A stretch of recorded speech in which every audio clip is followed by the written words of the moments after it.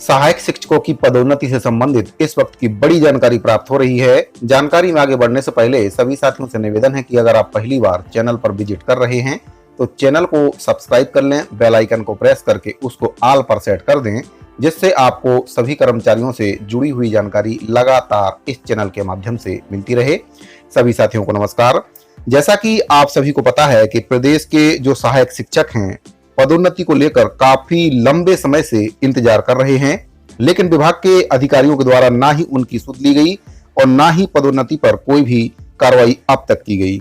अब जबकि प्रदेश में आचार संहिता लग गई है, तब स्कूल शिक्षा विभाग के जो आला अफसर हैं उनको ये बात याद आ रही है कि विभाग में पदोन्नति के लिए काफी पद रिक्त हैं और इसके लिए एक भी बार विभागीय बैठक नहीं हुई है, जिसे वह खुद पत्र के माध्यम से स्वीकार भी कर रहे हैं। और इसी के साथ अधिकारियों ने यह भी निर्देश दिया है कि 15 दिनों के अंदर तमाम प्रकार की जानकारी जुटा ली जाए। हालांकि यह कवायद सच में पदोन्नति करने के लिए है या फिर शिक्षकों को रिझाने के लिए विभाग के द्वारा यह आदेश जारी किया गया है। प्रदेश के शिक्षक अपने पदोन्नति की राह देखते देखते थक चुके हैं और ये एक हकीकत है कि प्रदेश के जो सहायक शिक्षक हैं पदोन्नति और वेतन विसंगति को लेकर काफी लंबे समय से लड़ाई लड़ रहे हैं। अब शिक्षा विभाग की ओर से पत्र जो जारी किया गया है, वह पत्र ऐसे में कहीं ना कहीं सहायक शिक्षकों की जो पदोन्नति की प्रक्रिया है उसको लेकर जो पत्र जारी किया गया है, उसमें पत्र को लेकर काफी सवाल खड़े हो रहे हैं।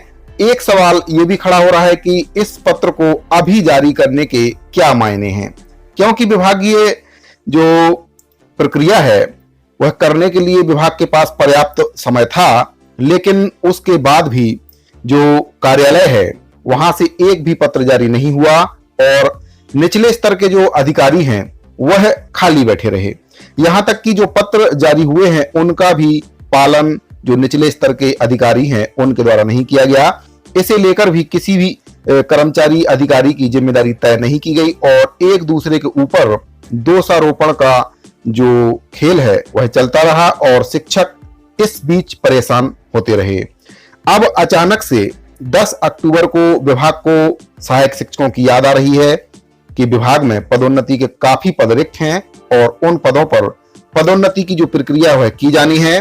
तो ऐसे में सवाल खड़ा यह होता है कि यह पूरी कवायद चुनावी आचार संहिता लागू होने के पहले नहीं की जा सकती थी क्या, या फिर अधिकारियों के टारगेट में पहले से ही जो काम कर रहे शिक्षक थे ही नहीं, क्योंकि जिन शिक्षकों को पदोन्नति दी गई है उनके मामले को जानबूझकर विवादित बना दिया गया है और आज वह तमाम शिक्षक परेशान हैं जिन्होंने संशोधन कराया है या नहीं।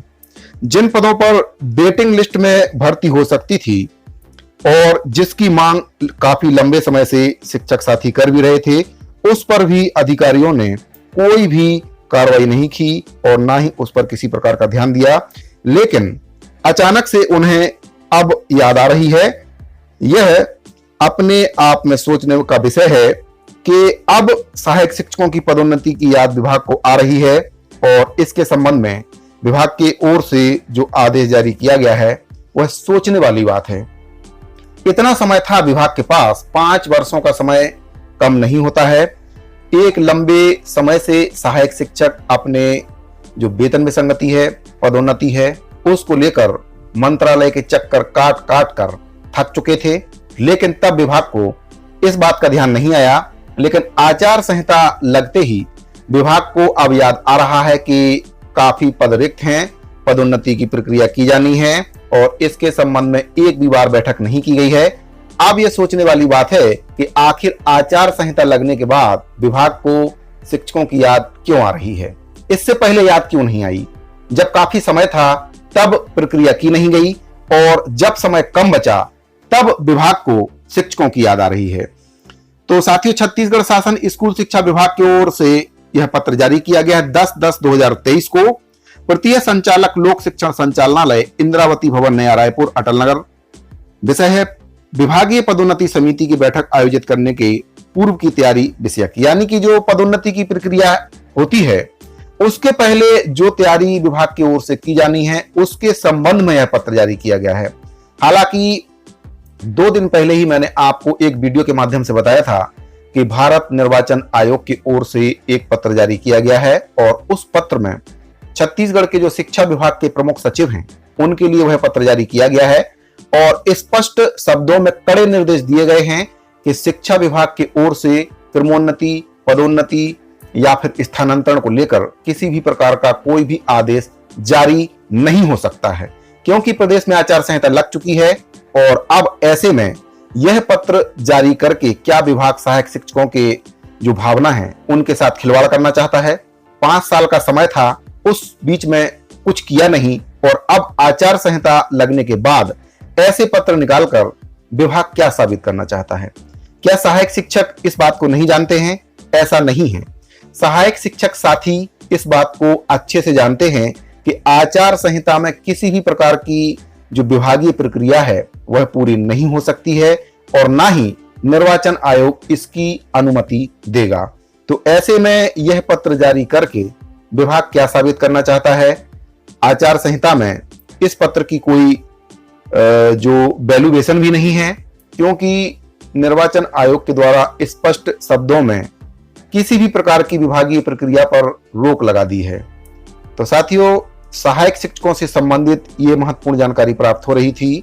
विभाग के द्वारा पत्र जारी करने के बाद सरगुजा संभाग से भी सेम वही पत्र जारी किया गया कि जो विभागीय पदोन्नति समिति की बैठक आयोजित करने के लिए पूर्व की जो तैयारी है उसको करने के संबंध में सरगुजा संभाग से भी एक पत्र जारी किया गया है। लेकिन क्या यह प्रक्रिया आगे बढ़ पाएगी? क्योंकि कुछ ही समय बाद चुनाव होने वाला है और ऐसे में जितने भी अधिकारी और कर्मचारी हैं वे चुनावी कार्य में लग जाएंगे और इसके साथ साथ निर्वाचन आयोग की ओर से जो पत्र जारी किया गया है क्या विभाग उसका उल्लंघन करेगा? यह देखने वाली बात होगी। तो साथियों, सहायक शिक्षक की जो पदोन्नति है वह एक विवादित प्रक्रिया बन चुकी है, क्योंकि विभाग ने इसको जानबूझकर विवादित बनाया है। इतना समय रहते हुए विभाग के द्वारा कोई प्रक्रिया नहीं की गई। काफी समय था, अगर चाहते तो सभी सहायक शिक्षकों की पदोन्नति कर सकते थे। विभाग में पद भी रिक्त हैं। इस बात को हाल ही में जो ये पत्र जारी किया गया है 10/10/2023 को, इसमें खुद विभाग के द्वारा यह बताया गया है कि विभाग में काफी पद रिक्त पड़े हैं और इसके संबंध में किसी भी प्रकार की जो पदोन्नति समिति की बैठक आयोजित नहीं की गई है और इसको लेकर विभाग स्पष्ट आदेश में यह कह भी रहा है कि जो पद रिक्त हैं उनको लेकर विभागीय पदोन्नति के पूर्व जो प्रक्रिया होती है उसको किया जाना है।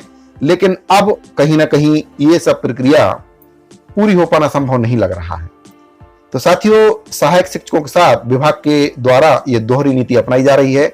आपकी इस पूरे मैटर पर क्या राय है? कमेंट बॉक्स में जरूर बताइए। मिलते हैं अगली वीडियो में। अभी के लिए दीजिए इजाजत। धन्यवाद।